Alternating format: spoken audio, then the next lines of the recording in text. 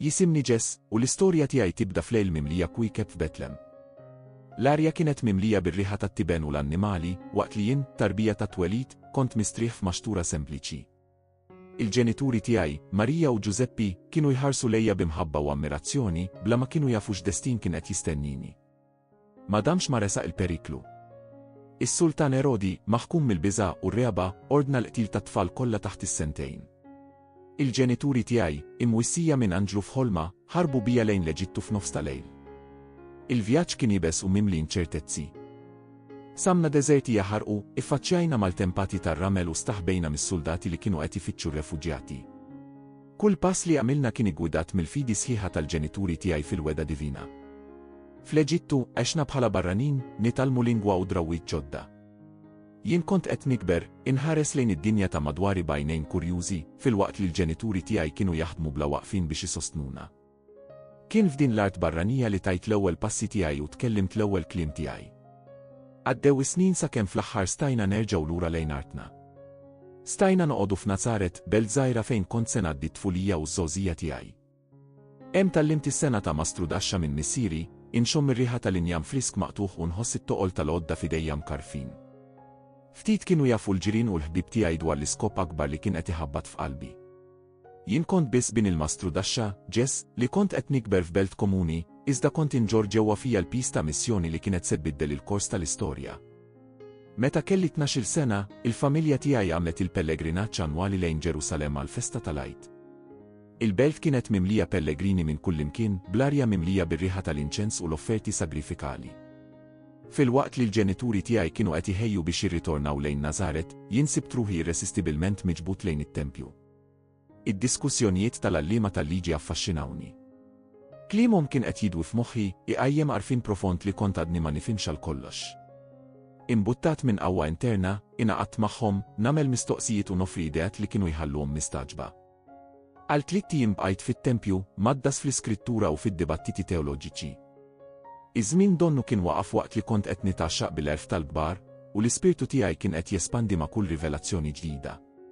صدان التانت الجينيتوري تياي ورا لندناو اللي ما كنتش معهم بس ورا جورناتا تافياتش رجعوا لورا لين جيروساليم محسبة. فتشوني بلا واقفين بالبزا يكبر مع كل سيعة اللي أديت من عير ما صابوني. متى فلحر صابوني في التمبيو رايت السرحان والكونفوزيوني في عينيهم. أمي ماريا بلا هنا يرتوت بلا موتسيوني استقسيتني عليش كنتبت. ين وجبت إن هوصل الأول درب البيستا لدنتيتا فيرا تياي لكل نكون في الدار تمسيري. في ذاك المومنت فهمت لي المسيوني تياي كانت تمر لي من رابطيتا الفاميليا والاسبكتاتيفي تا الدنيا. كنت سيها ديفينا اللي تمر لي من الفامة البنيدم. مورت لورا نزارت مال جينيتوري تياي نكبر في العرف وفي الاستاتورة إذا دايم كنشيو تلسكوب أكبر اللي كانت يستنيني. السنين اللي جو ورا كانوا تتهيئة سيكتا. وقت اللي كنت نهدم في الحانوت المسترودشة مخي كان فسات فوق لفريت تالسما. كل طفلة اللي كنت نصور كل ترافو اللي كنت نقيم كانوا تفكيرة الشغل تبيني من الجديد سبيريتوالي اللي كنت مسيح نعمل. الفامة الميسيوني ديفينا تياي في التمبيو تا جيروساليم كانت البدو تاعها ديديكاتا بشنوري المحبة والحنينة تالا للومانيتا. دان كان بس البدو تا ميشيا اللي كانت تبدل الكورس تالستوريا وتمس حييت بلا طول السكل اللي جايين.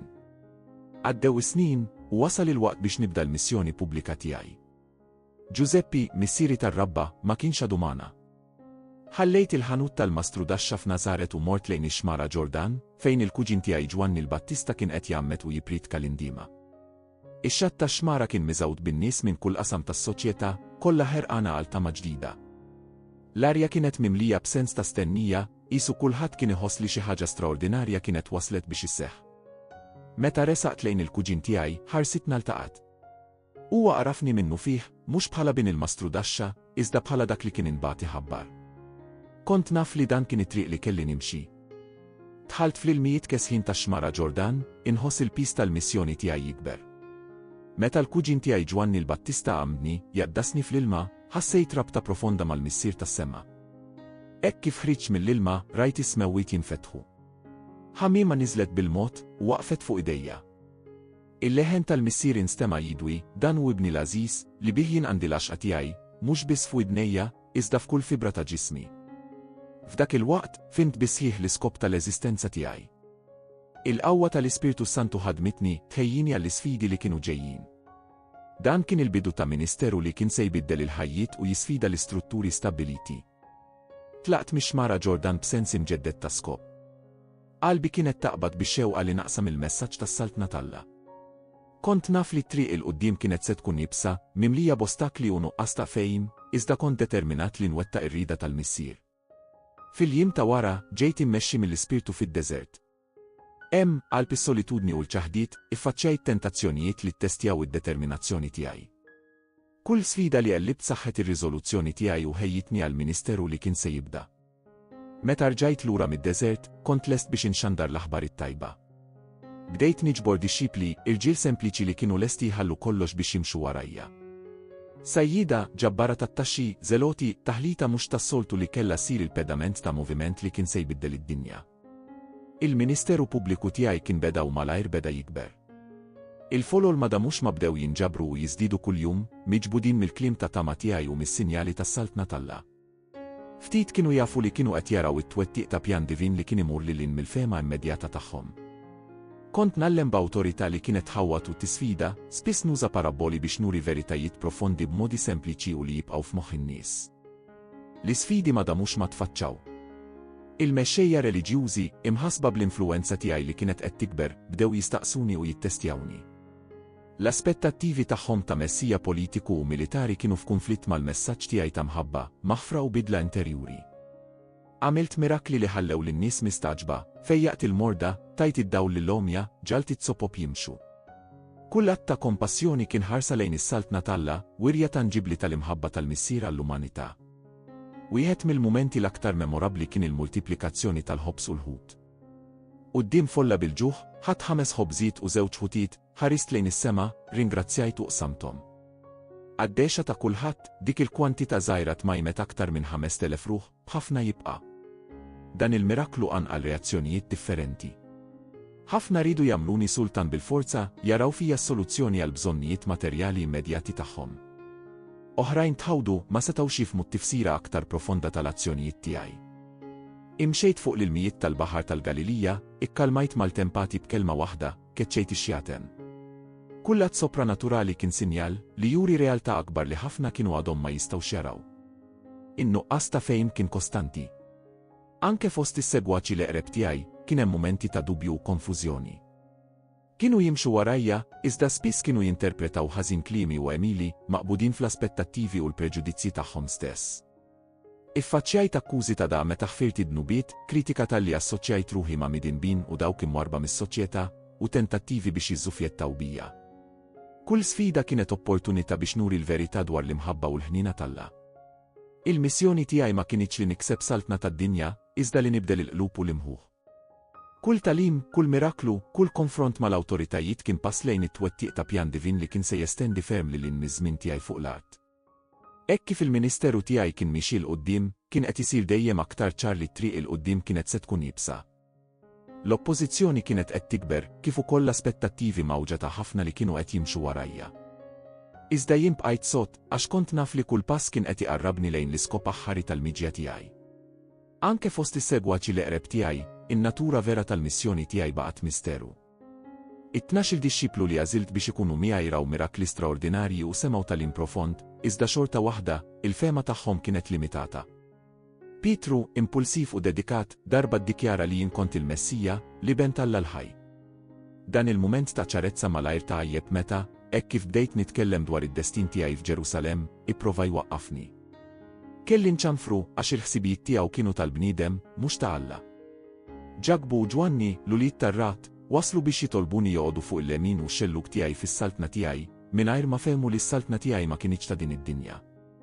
L-ambizzjoni tagħhom urid kemm kellhom bżonn jitgħallmu dwar l-umiltà u s-servizz. In-nuqqas ta' fejn ma kienx limitat għat 12. Il-folol li kienu jimxu warajja spiss kienu jfittxu sinjali u eġubijiet, aktar interessati fil-fejqan mirakolus u l-ħobs immultiplikat milli fil-bidla spiritwali li kont qed nofri. It-talim tiegħi spiss ħalla lin-nies perplessi. Meta tkellimt dwar li tiklu ġismi u tixorbu demmi, ħafna dbiedu ma setgħux jifhmu t-tifsira spiritwali ta' klimi. Saħansitra l-familja tiegħi, f'mument minnhom, ħasbet li kont ħareġ minn sensija. Il-mexxejja reliġjużi maqbudin fit-tradizzjonijiet tagħhom u fl-interpretazzjonijiet dojoq tal-liġi ma setgħux jaċċettaw il-messaġġ tiegħi ta' grazzja u tiġdid. Il-kompassjoni tiegħi għal dawk imwarba u r-rieda tiegħi li naħfer id-dnubiet kienu jiskandalizzawhom. Hekk kif għadda żmien, sar dejjem aktar ċar li triq qudiemi kienet se twassal għal konfront inevitabbli. In-nuqqas ta' fejm tal-missjoni tiegħi, kemm mill-ħbieb kif ukoll mill-edewwa, kien qed iressaqni lejn il-mument kruċjali li kien se jiddefinixxi l-iskop tiegħi fuq l-art. Kont naf li d-destin tiegħi kien is-salib, iżda kif stajt nispjega dan lil dawk li kienu qed jistennew ħellis politiku jew sultan tad-dinja. Kif stajt inħejji lid-dixxipli tiegħi għal dak li kien ġej, meta bilkemm setgħu jifhmu l-aktar tal-im bażiku tiegħi. Is-solitudni ta' dan l-arfin kien pis li kont inġor fis-skiet. Madankollu bqajt nagħlem, infejjaq, inħobb, għax kont naf li ġurnata waħda, wara tluq tiegħi, l-Ispirtu Santu kien se jiġi u jmexxi lis-segwaċi tiegħi lejn il-verità kollha. Il-lejl fil-Ġetsemani kien l-aktar mument ta' dwejjaq fl-eżistenza tiegħi fuq l-art, wara l-aħħar ċena mad-dixxipli tiegħi, fejn kxift li wieħed minnhom kien se jittradini, irtirajt biex nitlob, nieħu miegħi lil Pietru, Ġakbu u Ġwanni. L-arja kienet tqila bil-qrubija ta' dak li kien ġej. Qalbi kienet ħabbat maġla, mhux bil-biża', iżda bil-kuxjenza akuta ta' tbatija li kienet tistennini. Tlabthom it-tlieta jisru miegħi, iżda lejja rebħithom ripetutament. Biegħet ftit, inżilt arkubtejja. Il-pis tal-ħażen u d-dnub kollu tad-dinja beda jinżel fuq spallejja. L-uġieħ kien kważi insapportabbli. Għajjat, missier, jekk hu possibbli, warrab minni dan il-kalċi. Ġismi kien qed jirtot, u qtar ta' araq qisu dem kien qed iqattar minn wiċċi. F'dak il-mument ħassejt il-fraġilità kollha tal-umanità tiegħi. It-tentazzjoni li naħrab, li nabbanduna l-missjoni, kienet reali u intensa. Iżda, fil-qiegħ tal-qalb tiegħi, kont naf li ma stajtx nirċidi. Ħassejt bejn id-dmuħ, madankollu, mhux kif irid jien, iżda kif trid int. 3 darbiet erġajt lura għand id-dixxipli, infittex il-faraġ fil-preżenza tagħhom, u 3 darbiet sibthom reqdin. Is-solitudni tal-missjoni tiegħi qatt ma kienet daqshekk tanġibbli daqs dak il-ġnien. Fimt li din kienet triq li kelli nimxi waħdi. Hekk kif il-lejl kompla għaddej, ir-riżoluzzjoni tiegħi saħħet. Aċċettajt bisħieħ il-kalċi tas-sagrifiċċju għax kont naf li dan kien meħtieġ għall-fidwa tal-umanità. Id-dwejjaq taw lokal paċi profonda, imwielda miċ-ċertezza li kont qed inwettaq ir-rieda tal-missier. Meta Ġuda wasal mas-soldati kont lest. Il-bewsa tat-tradiment kienet is-sinjal li beda l-ġrajiet li kellhom iwasslu għas-salib. Waqt li kont qed nitteħed il-bot, ħarist lejn id-dixxipli tiegħi mħawdin u mbeżżajn, għax kont naf li dalwaqt kienu se jifhmu t-tifsira ta' dan kollu.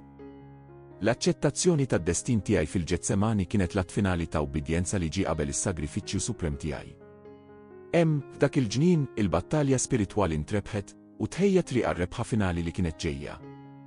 It-tluq tiegħi mill-Ġetsemani kien bħal ħaruf li jittieħed għall-qatla, iżda bil-qawwa interjuri ta' min jaf u jaċċetta l-iskop divin tiegħu.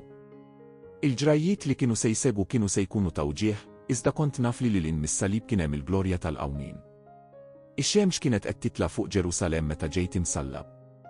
L-uġieħ fiżiku kien kbir ħafna, kull nifs kien turment. Iżda tbatija vera kienet tmur lil in minn dik fiżika, kienet l-ansjeta li nġorri l-pis ta' dnubiet tad-dinja. Ħarist lejn il-folla f'riġlejja. U ċuħi mawġa bil-mibeda kienu mħalta ma' espressjonijiet ta' uġieħ u konfużjoni. Soldati Rumani kienu qed jaqsmu ħwejġi bejniethom, indifferenti għad-dram li kien qed iseħħ. Fost il-folla rajt lil ommi Marija. Għajnejha, mimlija bid-dmuħ, iltaqgħu ma' tiegħi. L-imħabba u l-uġieħ f'ħarsita kienu kważi insapportabbli. Ma' ġenba kien hemm Ġwanni, id-dixxiplu l-maħbub, joffri l-appoġġ siktet. Mara, dan hu ibnek, għidt lil Marija, waqt li indikajt lil Ġwanni. U lilu għetlu, din jommok. Anke fl-agonija tas-salib, qalbi kienet imħasba għal dawk li kont inħobb. Is-sigħat kienu għaddejjin bil-mod. Is-sema saret skura, qisu l-ħolqien innifsu kien qed jilmenta. Is-sensazzjoni ta' abbandun kienet qed tikber f'sidri. Għajjat, inħoss il-pis ta' dnub jifridni għal-mument mill-missier, Alla tiegħi, għaliex tlaqtni. Rajt li l-oħrajn imsalbin ma' ġenbi kriminali kkundannati għall-istess pina. Wieħed minnhom jarafni bħala ġess talabni biex niftakar fih. Weqettu nara fih it-tama tal-fidwa li s-sagrifiċċju tiegħi kien qed joffri lil kulħadd, illum stess tkun fil-ġenna miegħi. Ħarist lejn is-soldati Rumani strumenti involontarji ta' pjan akbar. Tlabt billi tajt eżempju tal-maħfra li ġejt inġib fid-dinja, missier aħfrilhom għax ma jafux x'inhu ma jagħmlu. Mil-bot, innutajt xi wħud mid-dixxipli tiegħi moħbija fost il-folla. Il-biża' f'għajnejhom kien evidenti. Kienu għadhom ma fehmux li dan ma kienx it-tmiem, iżda twettiq ta' dak kollu li kont tallimthom. Il-forzi kienu qed jitilquni. Ħassejt li l-mument finali kien qed joqrob. Tgerbint, għandi laċċ u tawni l-ħall. Dan kien it-twettiq tal-aħħar profeziji. B'aħħar sforz rfajt rasi u għajjat, kollox mitmum. Il-missjoni tiegħi kienet mitmuma. Tajt l-ispirtu tiegħi lill-missier għax kont naf li l-mewt ma kienx se jkollha l-aħħar kelma. Waqt li d-dlam kien qed jiksil il-Ġerusalemm, ġismi bla ħajja kien imdendel mas-salib. Iżda dan ma kienx it-tmiem tal-istorja. L-akbar kapitlu kien għadu ġej. Fil-għodu kmieni tat-tielet jum ġara l-impossibbli. Il-mewt li deret li kienet rebħet ġiet meluba. Ġismi li kien mimdud fil-qabar reġa' libes il-ħajja u l-glorja. Qomt mill-mewt neleb il-ktajjen tal-mewt u tad-dnub. Il-qabar vojt kien l-ewwel evidenza. Marija Maddalena li waslet kmieni fil-għodu sabet il-ġebla mwarba u ġrid biex taraf lid-dixxipli. Pietru u Ġwanni inkreduli ġrew biex jivverifikaw u sabu biss il-faxex tal-għażel mitwija bir-reqqa. L-ewwel dera tiegħi kienet lil Marija Maddalena li kienet qed tibki ħdejn il-qabar. Il-ferħ tagħha meta qarfitni ma jistax jiġi deskritt. Qedtilha la tmissnix għax għadni ma tlajtx għand il-missier. Hi saret l-ewwel xut tal-qawmin. Fil-jiem ta' wara dehert diversi drabi lil dawk li kienu jimxu warajja. Lid-dixxipli fiċ-ċenaklu nurihom il-marki f'idejja u f'ġenbi. Lil Tumas nistiednu jmiss il-ġrieħi tiegħi biex ineħħi d-dubji tiegħu. Lid-dixxipli fuq ix-xatt tal-Galilija inħejjilhom il-kolazzjon. Kull dera kienet issaħħaħ il-fidi ta' dawk li kienu jimxu warajja u tħejjhom għall-missjoni li kellhom qudiemhom. Fissirtilhom l-iskrittura nurihom kif dak kollu li kien ġara kien imħabbar mill-profeti. Il-qawmin tiegħi ma kienx biss ritorn għal ħajja, iżda trasformazzjoni. Ġismi glorifikat ma kienx aktar soġġett għal limitazzjonijiet fiżiċi. Stajt nider u ngħid, ngħaddi mill-ħitan, xorta waħda nibqa' reali u tanġibbli. Għal 40 jum komplejt nagħllem lid-dixxipli tiegħi dwar is-salt natalla. Bdew jifhmu t-tifsira vera tal-ħajja, il-mewt u l-qawmin tiegħi. In-niket tas-salib tal-okal ferħ tar-rebħa fuq il-mewt. Fl-aħħar wasal il-mument ta' tluħ tiegħi fis-sema.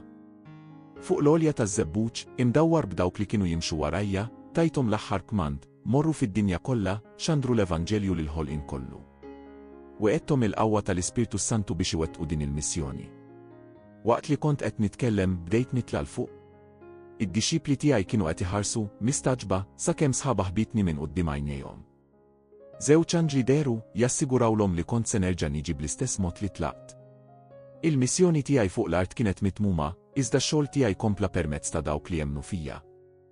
Il-qawmin u t-tluħ fis-sema kienu siġil divin ta' approvazzjoni fuq dak kollu li kont tallimt u wettaqt. Mis-sema nosserva l-iżvilupp tal-istorja tal-bniedem. L-Evanġelju li ħabbart ikompli jibdel il-ħajjiet, iġib it-tama u l-fidwa. Nistenna l-mument tar-ritorn tiegħi meta se nistabbilixxi b'mod definittiv is-salt natalla. L-istorja tiegħi li bdiet f'maxtura f'Betlem m'għandix tmiem. Hija storja ta' mħabba eterna, ta' sagrifiċċju li jifdi u ta' rebħa glorjuża. Storja li tistieden lil kull persuna ssir parti minnha, issib fija triq, il-verità u l-ħajja. F'dan il-mument nistiednek għal vjaġġ ta' trasformazzjoni u tama. Kull kelma li għedt, kull azzjoni li wettaqt, kull mument ta' uġieħ u glorja li għaddejt minnu, kollox kien għall-imħabba tiegħek. Il-ħajja, il-mewt u l-qawmin tiegħi fetħu triq ġdida, pont bejn is-sema u l-art, joffru lil kulħadd l-opportunità ta' rikonċiljazzjoni mal-missier. Il-preżenza tiegħi tibqa' ħajja permezz tal-Ispirtu Santu. U se jigwidak, ifarġek u jisaħħek fil-mixja tiegħek ta' kuljum. Tibżax mill-isfidi li se jiġu għax jinġlejt id-dinja. Kompli jaqsam il-messaġġ tiegħi ta' mħabba u maħfra, kun dawl f'dinja li spiss tkun mudlama. Kemm fil-kwit tat-talb tiegħek jew fil-jum kbir tar-ritorn tiegħi, ftakar jien magħkom il-jiem kollha sa tmiem iż-żmien. Sal-laqgħa li mistana.